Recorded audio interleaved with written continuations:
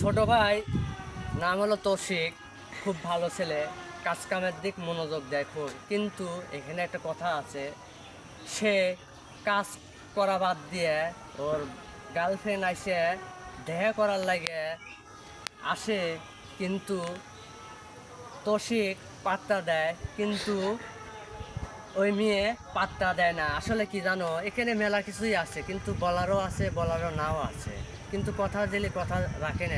এটা কি জানো, যেমন পাখি যেমন উড়ে যায়, তেমন একটা ডালে যেমন আমটা খায়, তখন আরেকজন খায়, তখন কিন্তু আমটা কিন্তু নষ্ট হয়ে যায়।